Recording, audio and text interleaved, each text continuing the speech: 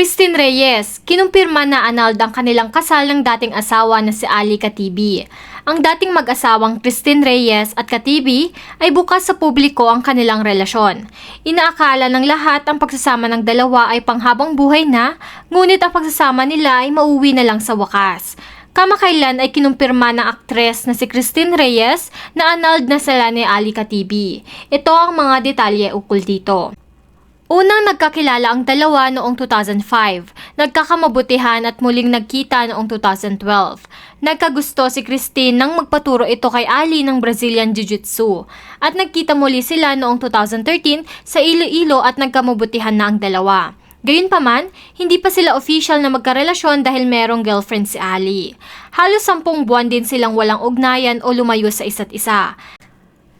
Pero ang dalawa ay nahanap ang kanilang daan upang magkaroon ng ugnayan ulit o daan pabalik sa isa't isa. Si Christine ang gumawa ng paraan upang muli silang magkausap at sila ay nagkatuluyan. Nagkaroon ng bunga ang kanilang pag-iibigan matapos maisilang ang panganay na si Amara noong February 15. Pahayag ni Christine ay tuwing nandyan si Ali ay nakakaramdam siya ng comfort na matagal niyang hinahanap. Lubos na pagkalumbay ang nararamdaman ng aktres at napunan naman ito ni Ali kaya wala siyang sinayang na panahon kahit walang kasiguraduhan na magtatagal ang dalawa. At ang kanilang pagsasama ay nabasbasan noong January 2016.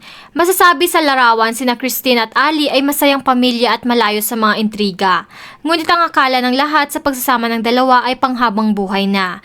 Pero agad naman itong natuldukan. Makalimbas ng ilang taon noong 2018, nababalitaan na ang dalawa ay nagkakalabuan na. Agad naman ito nakumpirma ng kanilang hiwalayan noong 2019. Nang ito'y tanungin kung anong pananaw niya sa pag-aasawa. Ang sagot naman raw nito, ideally hindi dapat ito magtapos, nakadepende din ito sa circumstances. Ayon sa kanya, kung hindi na masaya, kailangan gumawa ng paraan tungkol sa bagay na ito.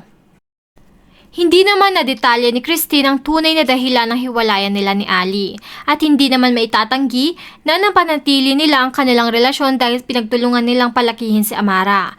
Katunayan noong April 2023, si Christine pa ang nagpost na dumalo sila ni Ali sa school program ng kanilang anak. Sa mahabang panahon sa pamamahinga ng puso ni Christine, ay bukas siya sa pagsasabi kung papasok man siya sa panibagong relasyon, ay kailangan muna niyang mag-background check sa lahat. Ngunit nilinaw niya na hindi siya nakaranas ng trauma sa pakikipagrelasyon. Naging maingat lamang siya at pinapahalagan niya ang mga natutunan at mga karanasan. Pero sadyang mapagbiro ang tadhana dahil hindi niya akalain na ang pag-ibig niyang pinapangarap ay matatagpuan niya sa itinuturing na tropa na si Marco Gumabaw. Nagkakilala sila at nagkatrabaho sa ABS-CBN teleseryeng Tubig at Langis noong 2016. Mula noon nabuo ang kanilang pagkakaibigan at masasabing good solid friendship sa mga nagdaang taon. Ngunit ang kanilang pagkakaibigan ay nabigyan ng kahulugan. Noong March 2023, bukas sa publiko ang kanilang relasyon. Ito'y matapos kumalat sa social media ang mga litrato nila na nagbabakasyon sa Surigao at namataan silang magka-holding hands sa Makati. Makalipas ang ilang buwan na espekulasyon sa tunay na namamagitan sa kanila sa pamamagitan ng post sa social media noong April 2023 na kinumpirma na nila ito.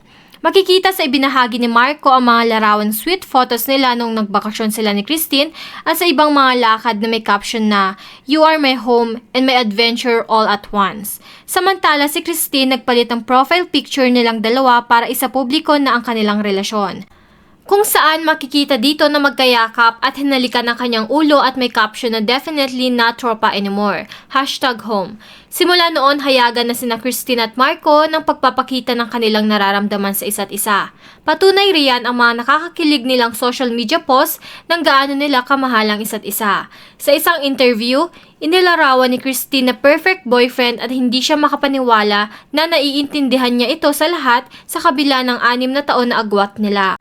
At maging pag-amin niya sa publiko ay labis niyang ikinagulat. Hindi iniisip ni Christine ang sasabihin ng mga tao sa pag-amin ng nobyo. Hindi niya din itinanggi na ang buong katawan niya ay nanginginig kapag nakakaramdam ng selos. Samantala, inamin ni Marco na matagal niya ng crush si Christine na kapitbahay pa niya. Unang I love you niya kay Christine noong nagbakasyon sila sa Surigao. Ilan sa mga katangian na nagustuhan niya kay Christine ay very girlfriend and wife material ito. sobrang bait at walang arte. Bukod dito, binanggit din ni Marco na hindi naging issue sa kanya ang pagiging single mom ni Christine na wala siyang nakikitang masama sa bagay na ito. Bukas siya sa pagsasabi na tanggap niya ang anak nito, sa katunayan nagpa-practice ito na maging ama sa kanyang anak. Parehong walang karelasyon ang dalawa ng 5 taon, sina Christine at Marco, kaya tiniyak nila na pareho silang walang naaagrabyado na ibang tao. Matapos na kinumpirma ni Christine na annulled na ito kay Ali, siya ay nanatiling tahimik at pinoprotektahan pa rin niya ito. Narito ang mga naging komento tungkol dito. Kung hindi na kaya pagtiisan, lumaya ka, hiwalayan mo na, maiksi ang buhay para ubusin sa pagdurusa, let go. Pilipinas walang divorce pero may annulment.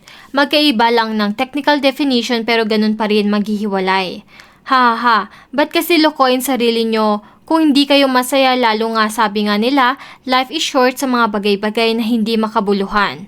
Comment down your thoughts below. Don't forget to like and subscribe for more latest trending news from us, and thank you for watching!